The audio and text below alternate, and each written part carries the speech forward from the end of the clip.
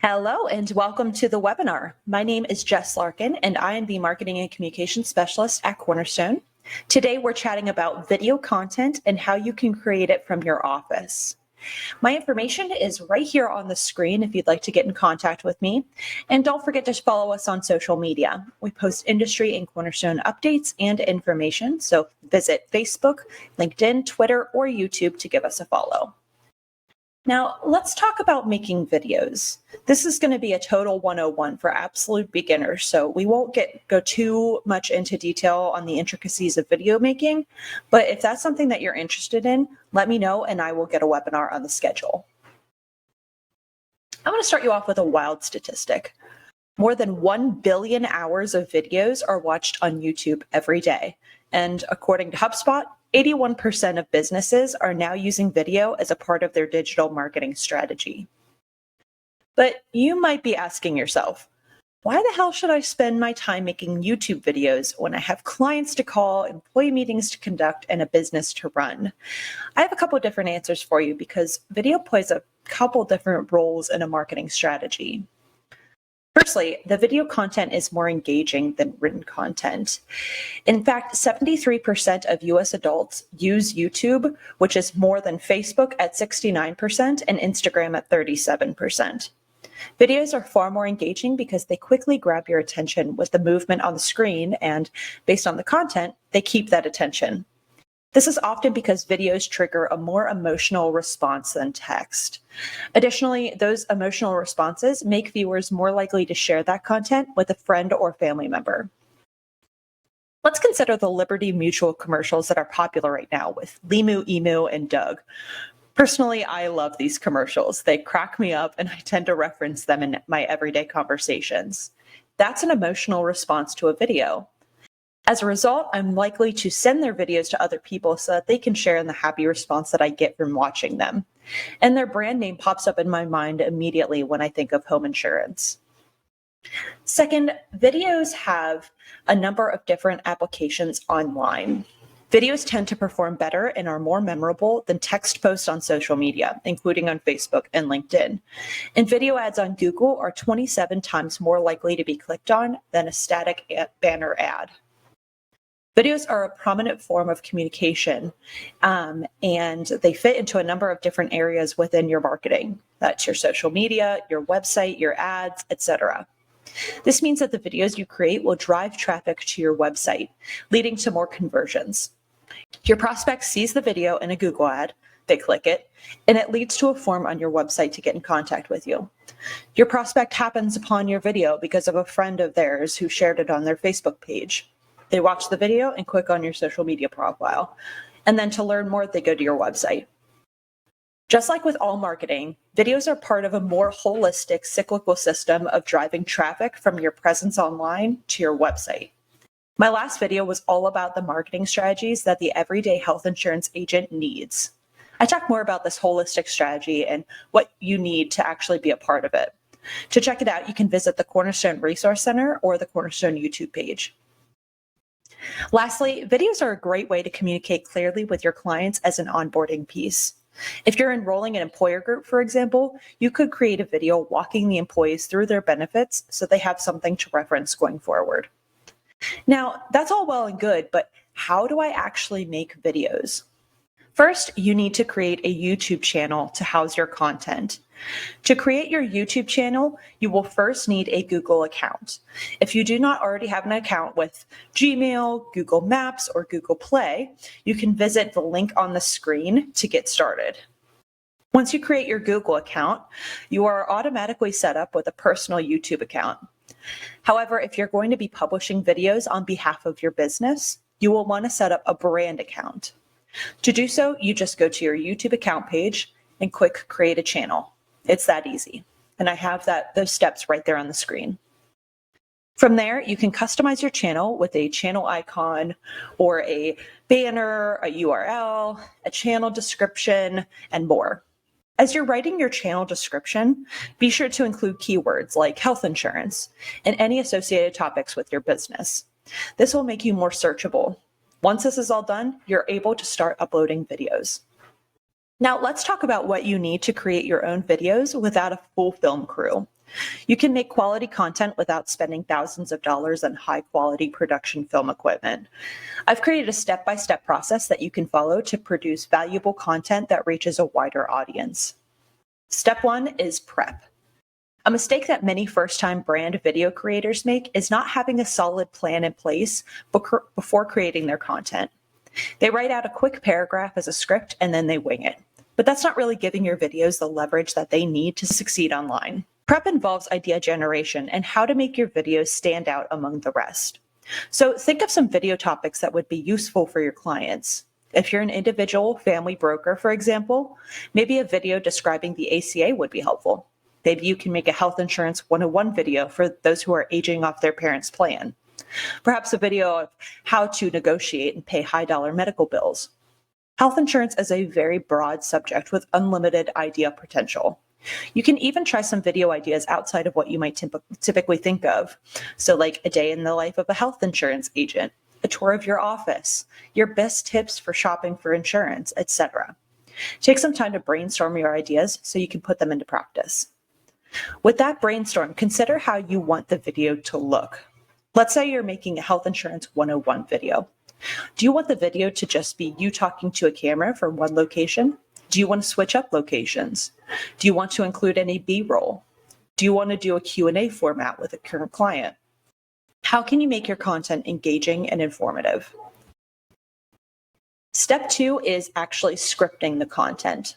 Once you have a plan in place, you can start to script your video. Based on your prep, what do you want to say and how do you want to say it? What are the key points that you want to make sure you're highlighting while you're editing the video? Is all of the information in the script factually accurate? How can I introduce myself and how should I wrap up the video? Is there anything else that I can promote at the end of the video? Where do I want to be standing and sitting for each part of the video? Your script doesn't need to be followed in its entirety, but it does help you keep your content consistent and clean, so I highly recommend taking the time to put one together. Step 3 is filming. To film, you don't need a fancy camera, but you might need a smartphone or a phone with excellent video quality. Most current generations of the iPhone, the iPad, Androids, and the Google Pixel are excellent for capturing high-quality video. Just make sure that you're holding your device horizontally, not vertically, when filming.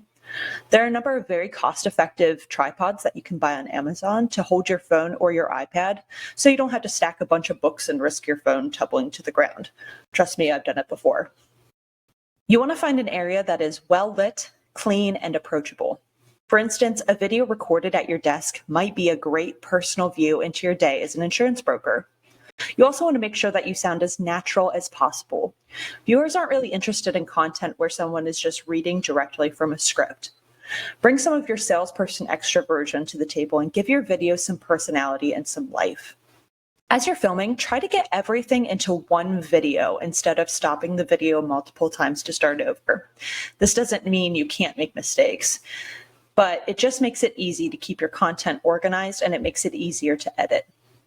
Filming is also a great opportunity to leave yourself or your editor notes for the video, such as insert a title screen here or insert a picture of the benefit election form here. Step 4 is editing. Editing is often the most intimidating part of the video making process, but it's far easier than you might think. There are a number of options for editing software that you can use based on your budget. For a lower cost app, you can use iMovie, which is a free app on the Mac computer system or your iPad. It's a great option for first-time editors and for creating uncomplicated video content. With iMovie, you can cut sections of the video out, reorganize your video, add titles and text, add music, and add effects. For a slightly pricier option, we use Wondershare Filmora.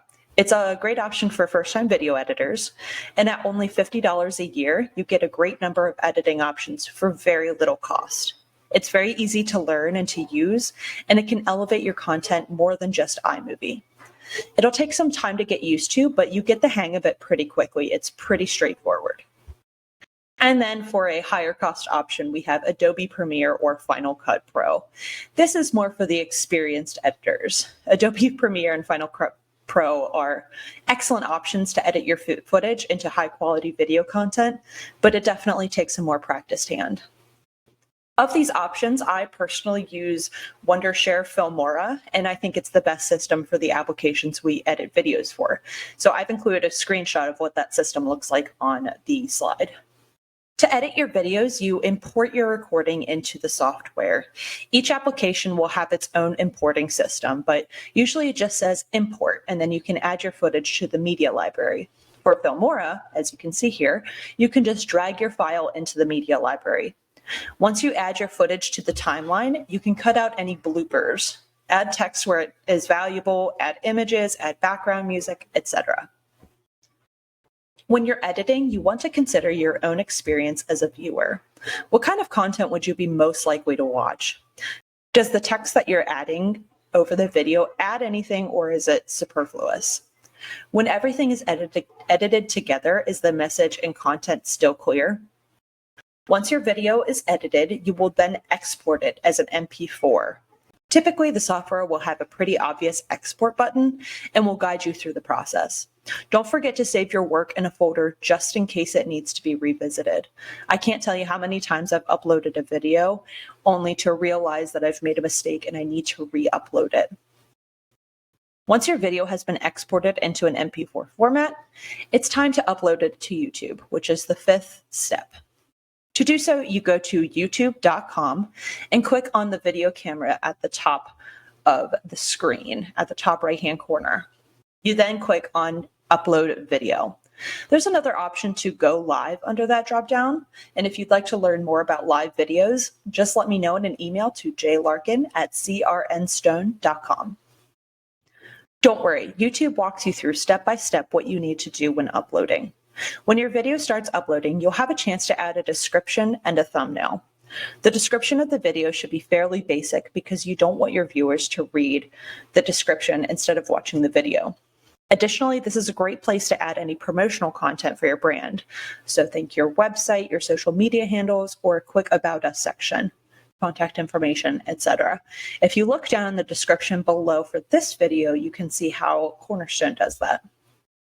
The thumbnail of the video should be engaging so that anyone who stumbles upon the video while they're doing a YouTube search may click on it. These thumbnails can be easily created in Canva, which is the design software that I mentioned in my last webinar. It's just canva.com, canva.com. Finally, YouTube gives you a couple options for uploading video content. You can make the video private, public, unlisted, or scheduled. Public video content is exactly how it sounds. It can be viewed by anyone on YouTube, with or without a YouTube account. Private videos can only be viewed by you and anyone that you share it with. Unlisted videos can only be viewed by those viewers who have a link to it. Finally, scheduled videos are videos that are, scheduled in advance. Once your video is uploaded, YouTube will generate a link for you that you can add to your socials, your website, etc. You'll also be able to manage your videos, your analytics, and your interactions with the YouTube Creator Studio. And that's all it takes. Of course, there's quite a bit more to cover if you're looking for a 201 or even a 301 course on video content and uploading. If that's something that you're interested in, please let me know. I'd be happy to write a webinar that goes into even more detail about these topics. So just send me an email at jlarkin@crnstone.com. And that's all I have for today. If you'd like a copy of this presentation, feel free to email me. My information is right there on the screen. And the recording will also be available on the Cornerstone Resource Center, along with the other webinar recordings from this series and others. Everyone have a great day and stay safe out there.